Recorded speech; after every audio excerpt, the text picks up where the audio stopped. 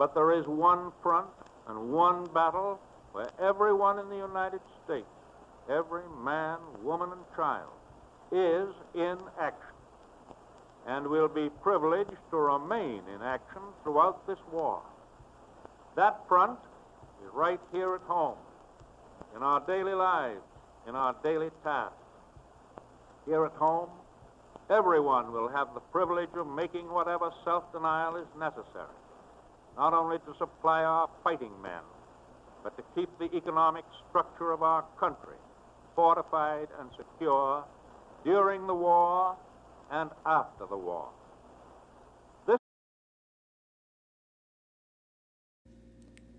America's involvement in World War II had a significant impact on the economy and workforce of the United States. The U.S. was still recovering from the impact of the Great Depression, and the unemployment rate was hovering around 25%. However, that was about to change as the U.S. entered into World War II. American factories were reorganized to produce goods to support the war effort, and almost overnight, the unemployment rate dropped to around 10%. Women and minorities also went to work to fill jobs that were traditionally held by men that were now off to war. In 1941, the United States was still recovering from the Great Depression. The jobless rate had been as high as 25%. Bankruptcy was not uncommon, and the standard of living for most Americans was 60% lower than before the stock market crash of 1929. When the war started, all that changed. More people were needed to produce the food and weapons for the men on the front lines. The new jobs were taken by many who had been out of work for several years. As more men were sent away to fight, women were hired to take over their positions on the assembly lines. Before World War II, women had generally been discouraged from working outside the home. Now they were being encouraged to take over jobs that had been traditionally considered men's work. Existing companies changed their lines from consumer goods to war materials, and new plants were constructed strictly for the creation of products for the war effort. In Ankeny, the Des Moines Ordnance Plant was already under construction when war was declared. By 1942, 30 and 50 caliber machine gun ammunition began to roll off the line. Gene Ersland of Ankeny, formerly Gene Gibson, was among the 19,000 people who worked at the facility. I think they gave us a short indoctrination as to what we were there for. And then they took us right to the working area. And I stayed in that same working area all the time that I was there. I think the patriotism came as it progressed, and I was thinking of going on into the service. Entering into World War II required the mass production of goods and increased services to support the war effort. Within weeks, the country was changing course and retooling existing factories to support the needs of the war. The U.S. needed to produce more airplanes, ships, vehicles, guns, and ammunition. Maytag was one of the Iowa firms that stopped producing consumer goods and started making war supplies. In 1943, 19-year-old Hollis Pat Harrison from Albia, formerly Hollis Tarbell, had been working for a local dentist taking care of domestic chores. Harrison saw a newspaper advertisement placed by the Maytag Company in Newton. All the guys were doing something. They were fighting, going to service, enlisting, and what have you that we knew, and we thought it'd be a good idea for us to do something too while we could, and the money was good. The company, famous for its clothes washers, started making aircraft parts. Harrison was hired to make exhaust systems for B-26 Marauder bombers. To help finance the creation of war goods, the government began to offer bonds. The investment strategy was not lost on Maytag employees. Together, they purchased a B-26 Marauder for the war effort. To help prevent a shortage of the food and goods necessary during the war, the federal government began to ration items. Rationing involved setting limits on purchasing certain high-demand items like sugar, meat, tires, and gas. Special coupon books were issued to every man, woman, and child in the United States. Each coupon had to be turned in along with money to purchase goods made with restricted items. Americans were also asked to turn down their thermostats to conserve fuel in colder months and to grow more food in their backyards. Though farmers had been asked to produce as much as possible, it was still not enough to feed both a hungry nation and millions of people in the military. To help prevent a shortage for those in uniform, the federal government began to ration everything with a strategic value. Special coupon books were issued to every man, woman, and child in the United States. Without the coupon books, you could not buy certain items like sugar, meat, tires, or gasoline. I think every time before the baby was wiped off, everybody was going to sign him up for a ration card, and you get one for the baby when he was born. Obviously, he wasn't able to use all the stuff that you could buy with those coupons, and those coupon books were coveted. And as usual, a lot of swapping going on. If you had a ration card for pickles and you didn't like pickles, you could trade it with somebody. During World War II, victory gardens were planted by families in the U.S. to help prevent a food shortage on the home front. This ensured that there was enough manufactured food for the soldiers fighting around the world. Aside from war, can you think of any other type of world event that may encourage families to start growing their own vegetables at home? You can have vegetables, lots of them, on your table next winter. You can have your own fresh vegetables on your table this summer if you have your own victory garden. Yes, there's no restriction on home canning and home processing of vegetables and garden fruits and berries. Plan your victory garden now. Get your garden plot lined up. Get the advice of a garden expert if you need it, and be prepared to grow your own for victory. Join a garden club or community garden movement, or share a garden with your neighbor. You can help win the battle of food production. You can help our fighting men get the food they need. You can help save the vital metals used in commercial canning if you grow your own victory garden in 1943. For further information, write to Victory Gardens, Washington, D.C. Victory Gardens, Washington, D.C. A day. What's not so surprising, and certainly not new, is the notion of growing your own food when times get tough. It all started back in 1917, when the government called on people to grow war gardens to free up food for soldiers fighting overseas in World War I. And by the 1940s, same idea, different name. Victory Garden. That's the answer. We can grow food for victory in our own backyards. And grow they did in every available patch of land, even in the shadow of New York's Chrysler Building. All told, an estimated 20 million World War II victory gardens produced nearly 40% of the nation's fruits and vegetables. The goals today aren't quite as ambitious, but having a home garden still beats another trip to the grocery store. Are you guys spending more time out here in the garden?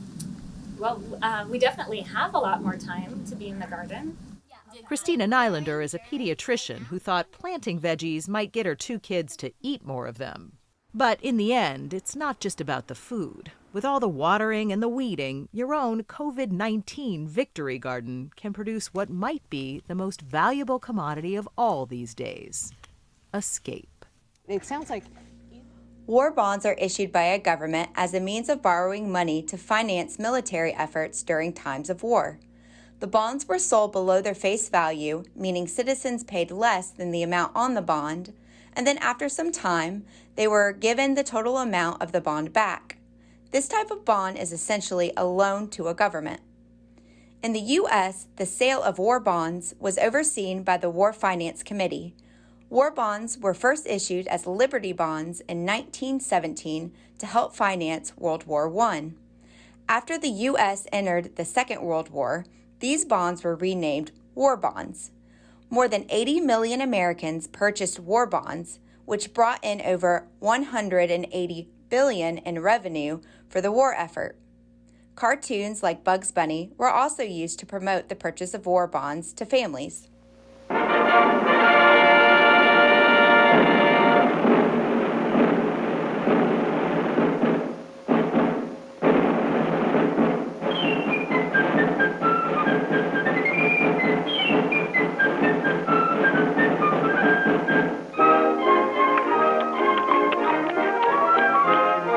The tall man with a high hat and a whiskers on his chin will soon be knocking at your door, and you ought to be in.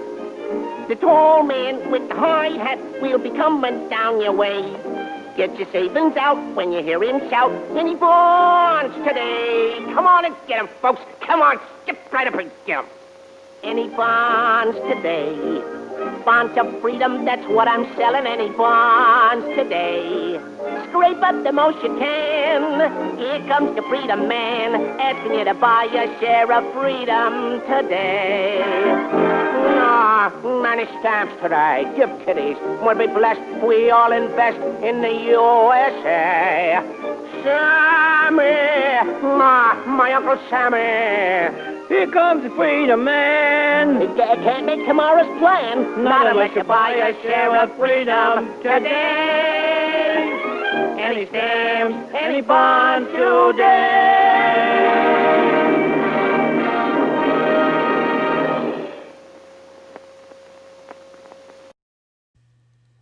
Much like it is for today's soldiers overseas, the holidays were a very difficult time to be away from family and friends during World War II. Soldiers had to often get creative with their Christmas celebrations, using whatever location and food was available to make their Christmas festivities possible. Communication with loved ones was also difficult around the holidays, especially before texting and cell phones were around. During the war, there were constant reminders on TV and on posters to send holiday greetings early. If not, loved ones may not receive them on time. Getting cards and presents to their intended recipients was so important that the Ministry of Information in Great Britain produced short films reminding people not to wait until the last minute to put their festive mail in the post. In the following videos, we will visit the British unit of the 8th Army celebrating the Christmas of 1943 in Libya, as well as watch one of the short films produced by the Ministry of Information. Christmas mail reached the desert on time, the result of lion-hearted efforts by the Army Post Office and the folks at home who posted early. Libya isn't the ideal Christmas resort, but it's the spirit that counts. The parcels helped by containing decorations.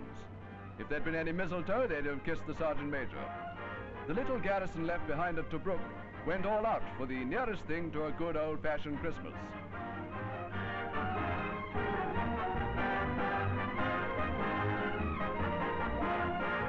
No man is a hero to his valet unless he valets himself.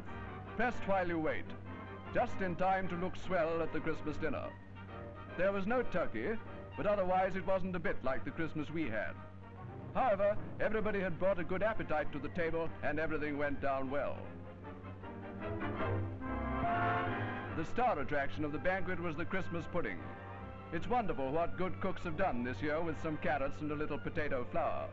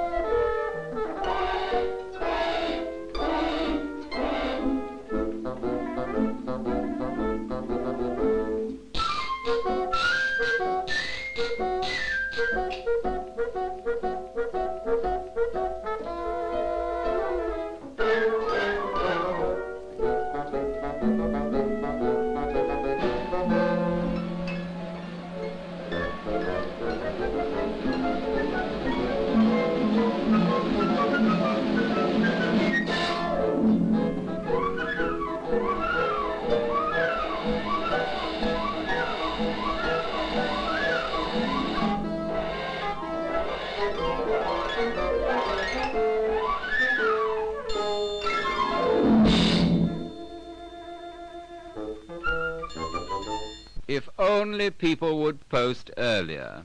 Remember, post before December the 18th, if you possibly can.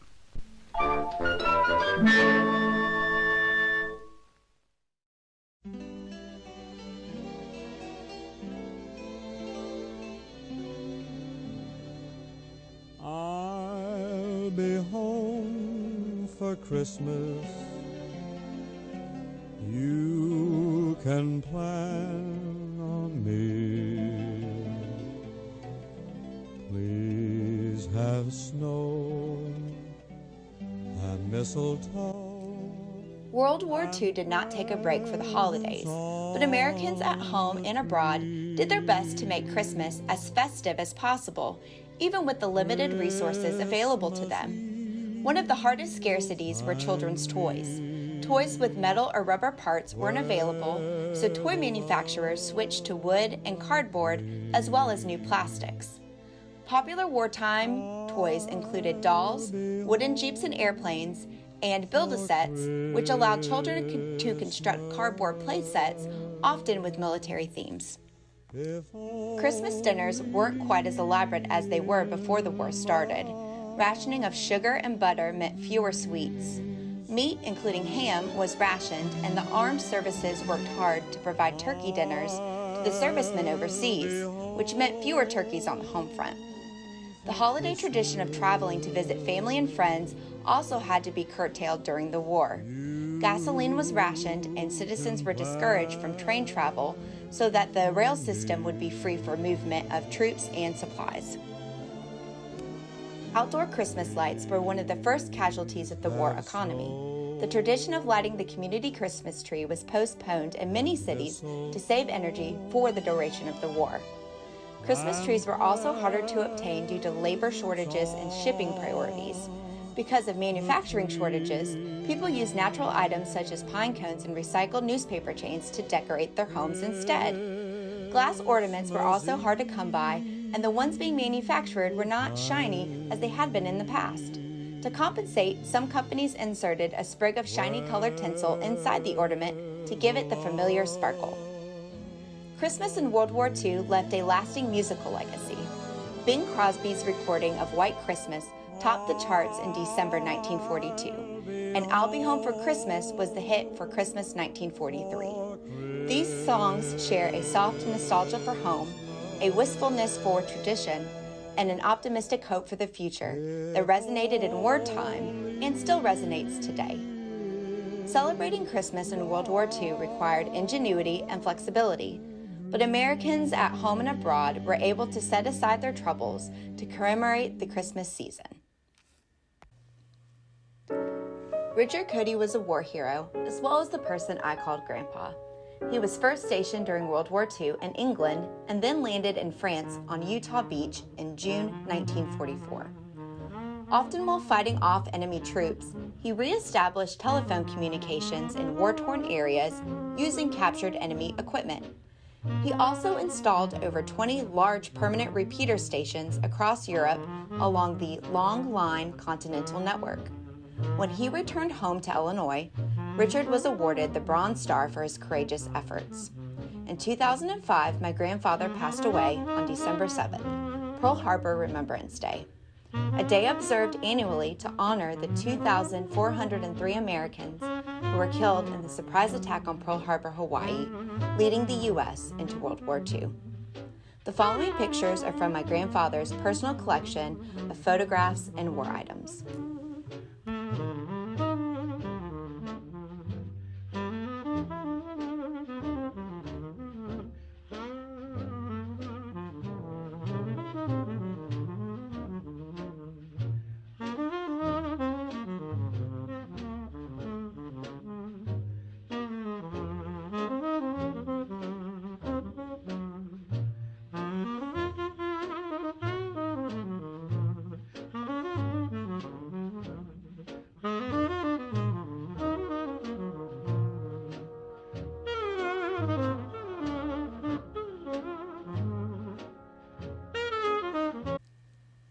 A twist on a Christmas classic, Mike Guardia's book, World War II, Night Before Christmas, tells the story of Santa making a surprise visit to the American GIs in Europe on Christmas Eve, 1944. The book is illustrated by Melanie Stevens and read by Karen Tankersley, Columbia County 4-H educator. 'Twas the night before Christmas when along the front lines the whole U.S. Army was in a race against time. The GIs dug foxholes in the forest with care in hopes that the Nazis soon would be there. Together we huddled with feelings of dread, while visions of D-Day replayed in my head.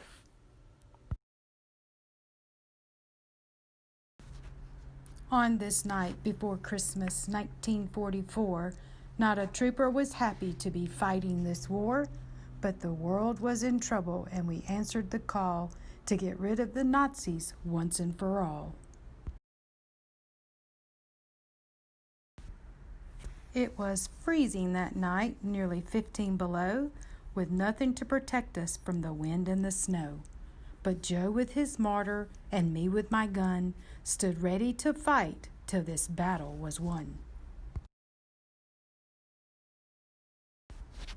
When out from the woods there arose such a clatter, I sprang to my feet to see what was the matter.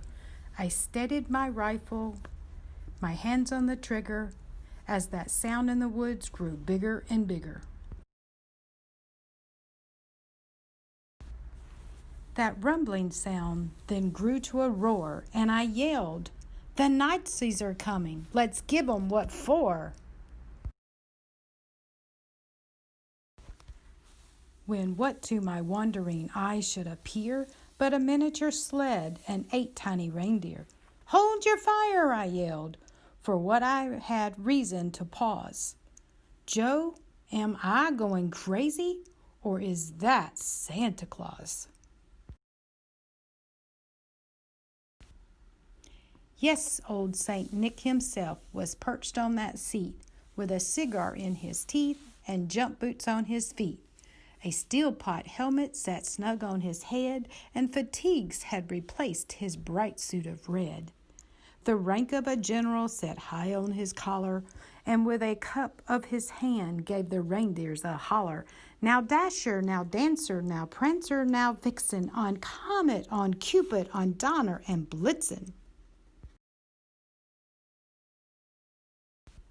Louder than prancers his coursers they came, and halted the sleigh as he pulled up the reins. He flung from his shoulder a green duffel bag and approached our position with a true GI swag.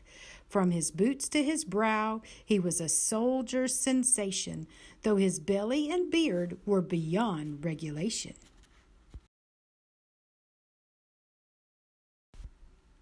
He said not a word, but went straight on his way to fill up our foxholes with goods from his sleigh. There were jackets and blankets and warm winter clothes and a new leather boots for our frostbitten toes. There were sleepy bags, coffee, and rations brand new. "Merry Christmas," he said, to the red, white, and blue. The Nazis are naughty, but the GIs are nice, and when you're on my list, I don't need to check twice. "Gee, thanks a lot, Santa," I said with delight. "Now we've got what we need for the upcoming fight. We're gonna beat those Nazis and the rest of their ilk, but I'm sorry we ain't got no cookies or milk."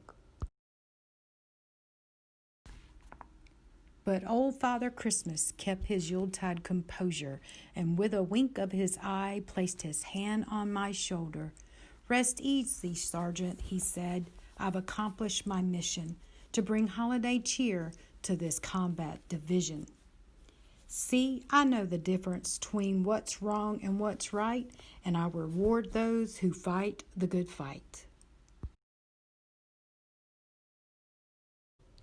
With that, he turned and shuffled back towards his sleigh, stowed his green duffel, and was soon on his way. But I did hear him holler as he rode out of sight, "Merry Christmas, my troops, and to all a good night." Do you have what it takes to survive the hardships of the World War II economy? Let's find out by playing the game, The Path to Prosperity. A group of 4 to 6 players will need 1 laminated game board, a dice, and 1 player game piece per person. Game pieces were not included in the activity packet. Any small item will work. Colored pencil top erasers work well. To begin, each player will roll the dice. Whoever rolls the highest number will go first.